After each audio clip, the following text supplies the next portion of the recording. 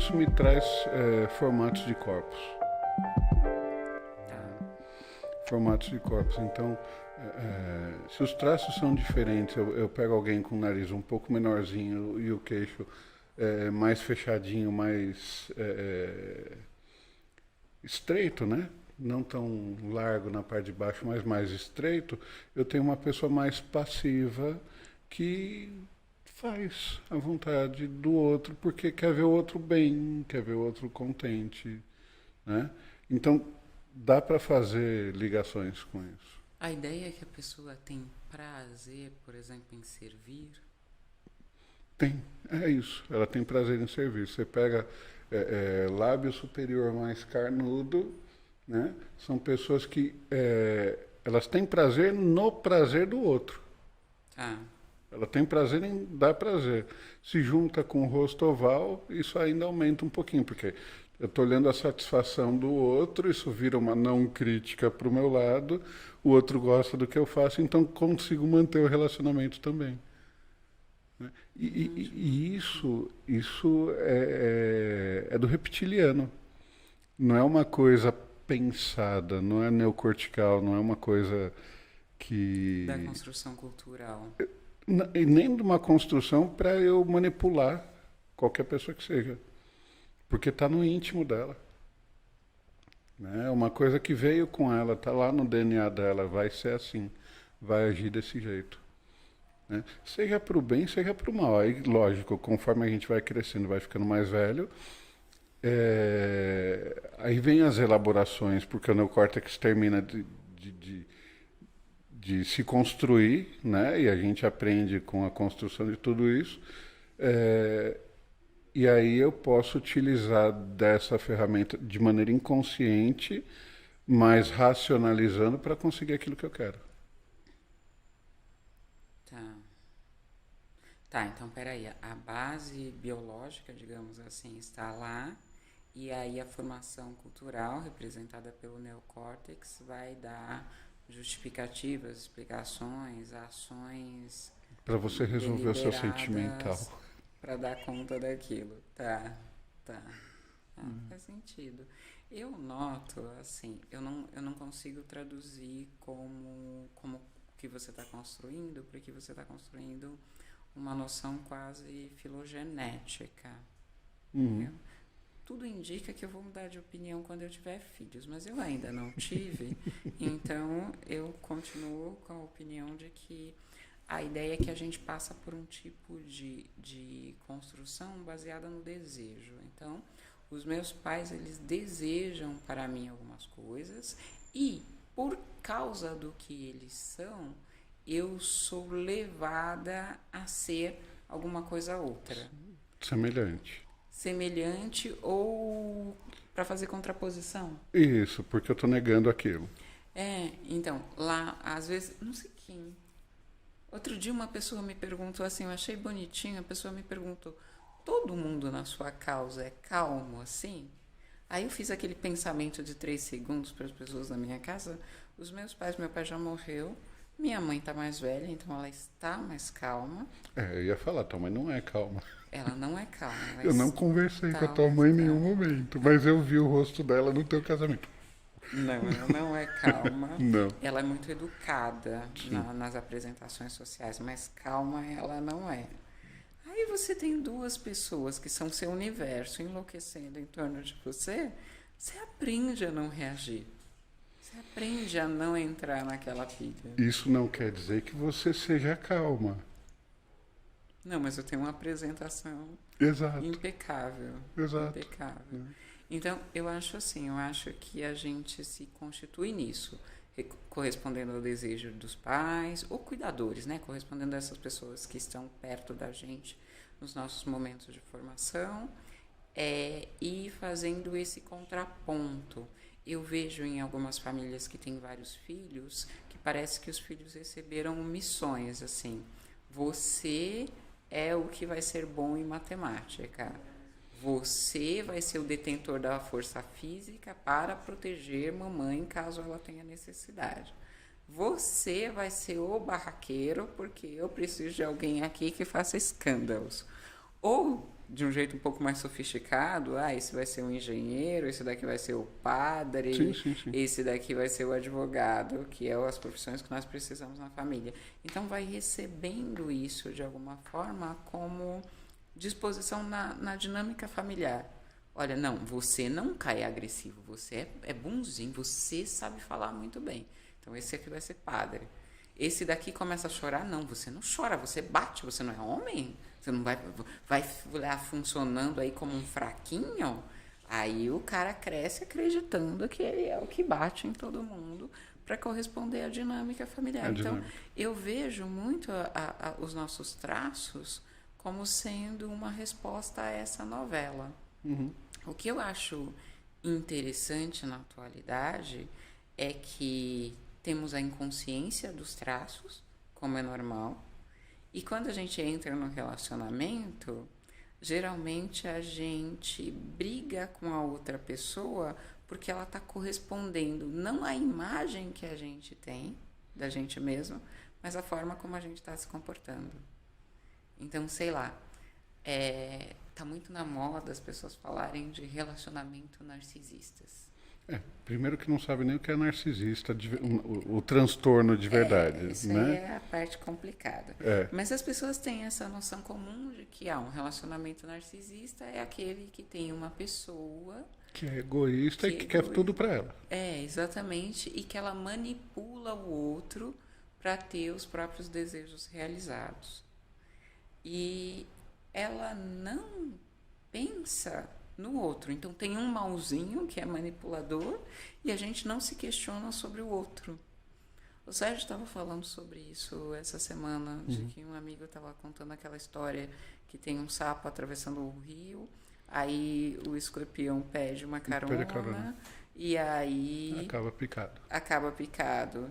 E aí o senso da história é que o escorpião é ruim, que ele tem uma natureza ruim, e que o sapo é bom porque ele ignora a natureza do escorpião e aceita fazer a travessia. E o Sérgio estava fazendo esse questionamento exatamente. Tá, a natureza do escorpião a gente entende bem. E o sapo? Ele não sabia que era um escorpião? Sabia. Não sabia que ia ser picado? Será que ele sabia da natureza do escorpião? Porque esse é o ponto. Quando eu olho para você, eu não sei a tua natureza. Eu não sei quem foi que te educou. Por mais que eu saiba ler rosto, que eu saiba ver o corpo, eu sei como você pode agir em determinadas situações. Então, se eu te colocar hipoteticamente numa situação, por conta dos teus traços, eu sei como você vai agir.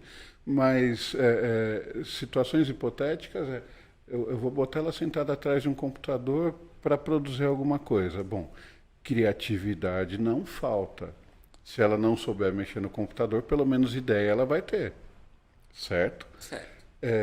Se eu pegar você e botar para cozinhar ou fazer alguma coisa manual, não tem musculatura, né? Agora eu tenho. Tô malhando. Não... Bom, ok, ela melhorou, né?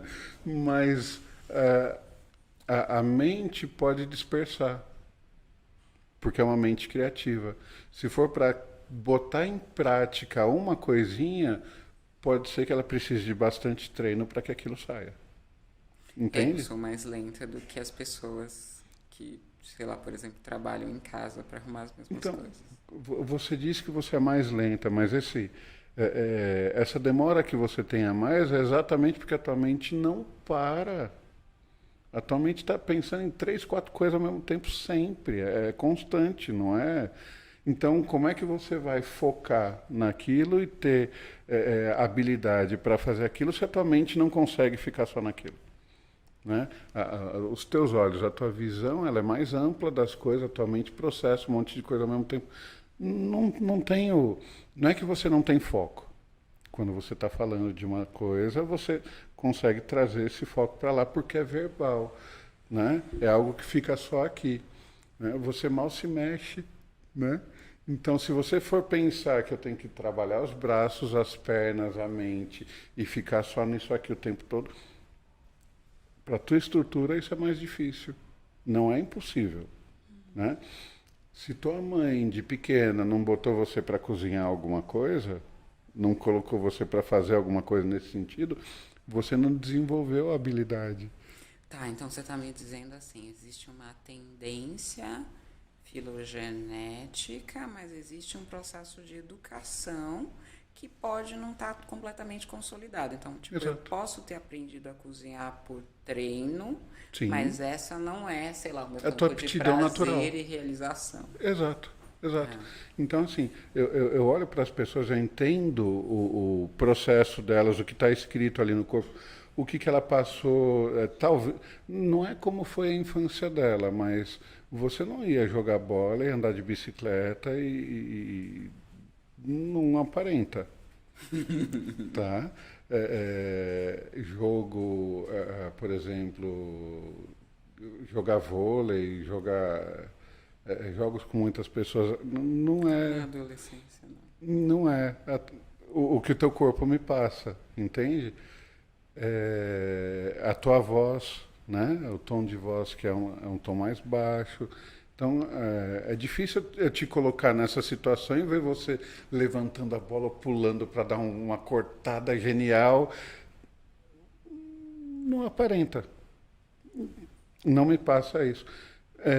Pelo contrário, eu vejo a tua mãe do teu lado, eu imagino pelo menos, né, no meu delírio, a tua mãe do teu lado falando isso pode, aquilo não pode, isso é assim, aquilo é assado, e você com o rosto no formato que tem, questionando tudo. Né? Questionando tudo, observando muito e querendo entender processo. Né? E nisso do querer entender processo, lembrando agora, você falou uma vez que você lia muito, Sempre eu leio desde os 3 anos de idade. Então, desde eu os leio 3 anos. muito. Né? Então é isso, entende? É o questionamento, é a observação para esse formato de corpo. Agora,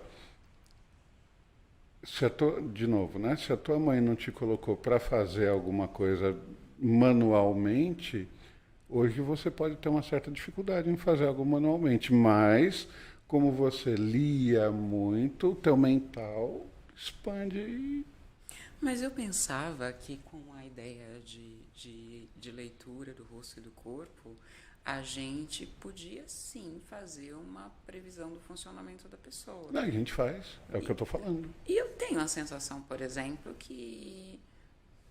Não sei se eu estou sendo irresponsável, mas eu tenho a sensação de que a gente sabe quando vai se relacionar com alguém, se a pessoa é amável, se ela é Claro que abusiva. sabe. Tem É uma. que aí entra a idealização da gente, né? Quantas pessoas você pegou no consultório que não, eu vou mudar esse homem, ou eu vou mudar aquela mulher. Não, porque se ela mudar só isso aqui fica perfeito. Ah, sim, mudar o outro, missão Então, impossível. missão impossível, ninguém muda.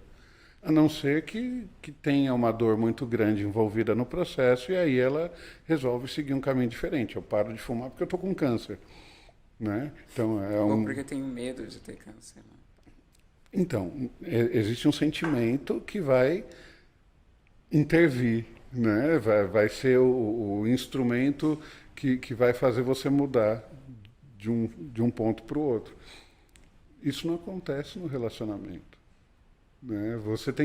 A pessoa tem que gostar de você absurdamente demais para ela virar para você e falar, bom, ou é assim, ou eu estou fora, e você fala, não, sem essa pessoa não vivo, sem ela não respiro, então, e ainda assim você pode mentir, Que é o mais né? comum, né? Que é o mais comum. O que eu vejo também é uma coisa assim, de você se juntar a alguém e vender, tipo, fazer uma propaganda de alguém que você não é exatamente, mas que você gostaria de ser. Procura nas redes sociais, entra no Instagram, você vai ver, né? A minha vida é maravilhosa, mas no Eu fundo, sou um cara legal, politizado, não machista. olha, me visto bem, né? Olha a minha roupa, olha os lugares que eu frequento, e na hora do vamos ver, o cara Não. Então, mas aí eu acho mais fácil chamar essa pessoa para uma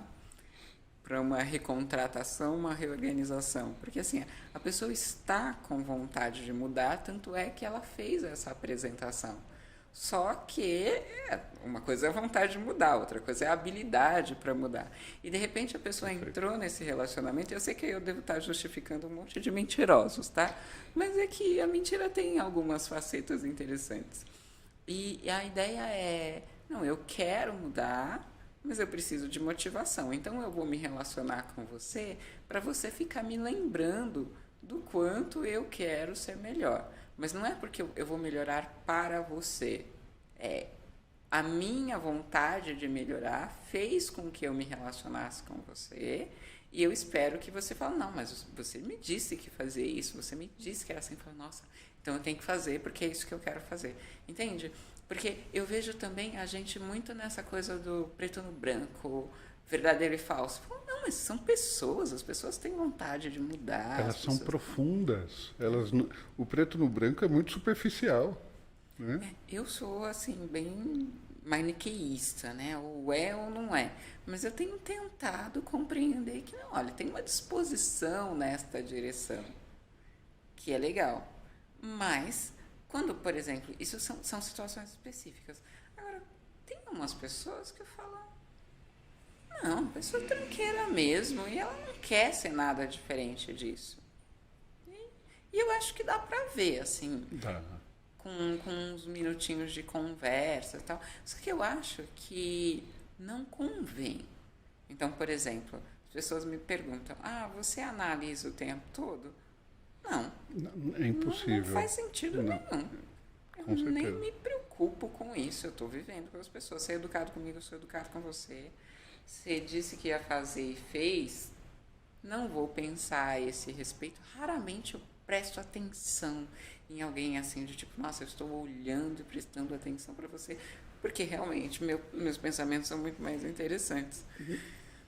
Mas eu acho que se a gente presta atenção, por isso que assim me intriga esse negócio do relacionamento abusivo, porque um relacionamento, tipo, tem um amigo ou é um pretendente sexo sentimental, eu estou olhando para a pessoa, eu estou ouvindo, eu estou com todos os meus sentidos ligados lá. Então, até para ver se rola um clima, alguma coisa. Exatamente, se tem uma liga ou não. Então eu não consigo entender um relacionamento abusivo fora de um... Se é abusador... Alguém ganha, ou todos ganham. Todo mundo está ganhando. E eu acho que o difícil é isso, a gente entender que tem uma parte da gente que trata com naturalidade aquilo que a gente está chamando de abuso. Sim. Isso é complicado. Até de expor como ideia, isso é complicado. Porque a hora que você pega um agressor físico, né, um agressor e um agredido, eu vi um vídeo hoje de uma mulher espancando um cara. Né? Mas ela pegou o cara e jogou como se fosse um bonequinho, porque ela era grande e forte, mas ela jogou como se fosse um bonequinho. A cama estava aqui, a cadeira estava ali, ele fez assim, né? E como se fosse um manequim, né? Então, o que leva, né, a pessoa ter um relacionamento assim e manter, né? É porque tem alguma coisa ali que ela ganha. Não é possível que se ela olhar para o vizinho ou para a vizinha ou para a direita ou para a esquerda, vai falar que não tem nada que agrade naquelas pessoas. É essa que eu quero, essa que me pega de um lado e me joga para o outro como se eu fosse um bonequinho. Né? Tem que ter alguma coisa aí, não é possível. Eu acredito que tenha, nem que for memória, porque isso parece cena de mãe abusiva, né? Pode ser, parece. O filho fez alguma coisa que não queria, porque ela estava batendo mesmo, de mão aberta, como se fosse mãe, né? Cara, eu tô com a imagem na cabeça. Nossa. Eu ouvi um relato essa semana de uma senhora que estava conversando comigo e ela falou, assim, falando livremente, aí teve uma hora que ela falou, não, porque eu meti a mão na cara dele, no filho dela de 15 anos. Eu falei, mas não se bate na cara das pessoas. Ela não estava no nível ainda que eu pudesse dizer não se bate nas pessoas. Tá? Não é uma forma de comunicação aceitável num ambiente civilizado. Mas eu disse, não se bate na cara de uma pessoa. Não se bate na cara de um menino, não se bate na cara de um homem. Por que você está fazendo isso? Eu perdi o controle de mim. E ela é um tipo interessante porque ela não come. A gente compra comida para ela, ela não come para levar para esse menino. Então ela bate na cara dele e dá comida para ele. E o menino não sai de perto da... Você conseguiu conversar com o menino? Não. Não. Não, ainda não encontrei. Eu tinha que ver qual é a vontade sua de estar em casa, né? Eu tinha vontade, já te contei, eu apanhei bastante quando criança. Eu tinha vontade de sair de casa. Na primeira oportunidade, 19 anos, 19 para 20, saí, né? Eu morei sozinho por 10 anos. Cara, a vida de morar sozinho... Primeiro assim, você sai de uma casa de 6 pessoas. E aí você está num sobrado, 2 quartos, edícula no fundo, né? Cozinha grande, para caber as 6 pessoas. E aí você vai para um kitnet, negócio desse tamanho, né? Você entra na cozinha, você faz assim, nem estica os braços, você está pegando as 2 paredes, né? No banheiro tinha o tanque, né? Porque era o chuveiro, o tanque, né? Era uma organização americana. Cara, os 3, 4 primeiros meses, aquela coisa da solidão, aquela coisa do estar sozinho, aquela sensação de que eu saí de casa, mas eu me senti abandonado. Né? É um negócio monstro, mas aí depois você percebe que não tem ninguém olhando o que você está fazendo. Ninguém para julgar se você quer acordar 5 minutos mais tarde por conta do trabalho. Se você for ou não for trabalhar, é um problema teu. Você vai receber ou não vai receber aquele dia trabalhado e pronto, é problema único, exclusivo teu. Aí você começa a ver, né, fazer experimentos. Homem, né, faz xixi em pé, putz. 2 dias depois você sente aquele cheiro no banheiro. Aí, não, vamos começar a fazer xixi sentado. Como resolve, não espirra mais nada. Então você não precisa ficar limpando o vaso toda hora. Cara, tudo isso faz diferença. E tem gente que aceita e fica em casa, né? Como eu tive irmãos que foram se livrar dessa convivência da manipulação dos pais, agora que ele foi embora, que ele morreu. Eu estou com quase 50, meus irmãos também estão com mais de 40, e só foram entender desse processo agora, e não é porque eles moravam com o pai, é porque o pai era o centro de todo mundo, né? Então relacionamento é um negócio bacana. Relacionamento é um negócio complexo. O que eu acho importante é a gente não perder de vista que tem a gente no relacionamento, né? O Freud, ele começou o processo de pensar relacionamento com uma coisa chamada teoria da sedução. E na teoria da sedução, ele supunha que as crianças eram objeto dos pais. Então a criança era esse ser tábula rasa, folha em branco, e elas se tornavam um instrumento dos pais, e o fato delas terem sido assim instrumentalizadas, hipersexualizadas, é o que gerava a neurose na juventude. Ele, ok, isso está fazendo sentido, aí ele foi para campo observar. Aí ele começou a falar, não pode existir tanto abusador assim na cidade de Viena. Não está fechando essa conta, essa teoria está errada. E aí, anos de observação, ele abandona a teoria da sedução e desenvolve o conceito de complexo de Édipo. No complexo de Édipo, todos nós somos seres de desejo e todos nós aprendemos a corresponder àquilo que o outro deseja. Então, os pais sexualizam as crianças e as crianças sexualizam os pais. Os pais manipulam as crianças e as crianças manipulam os pais. cada um com as competências típicas da sua idade, da sua articulação mental, do seu processo cultural, do seu processo educativo. Então, a gente não pensa que uma criança de 4 anos tem a habilidade de um pai de 30 anos. O duro é quando o pai de 30 anos desce até os 4 anos de idade para brigar com o filho. E quem está ganhando a história é o filho. É grave. Né? É grave e muito comum na atualidade. Absurdamente. E a ideia do Freud era essa, ó, nós não somos objeto de manipulação dos outros. Nós participamos ativamente do processo, ou o processo não acontece. Isso é o que foi uma das coisas absolutamente revolucionárias nessa tradução do conceito de relacionamento psicanalítico. Na psicanálise não tem vítima, tem gente gozando do jeito que sabe. E o sinal, assim, de que aquilo já não está bom para você é quando você procura modificar. Perfeito. Perfeito. Estão falando que nosso tempo de hoje acabou. Já deu a meia hora? Já deu a meia hora. Restringiram a nossa exposição. Então tá. Tchau, gente. Beijo, até a próxima.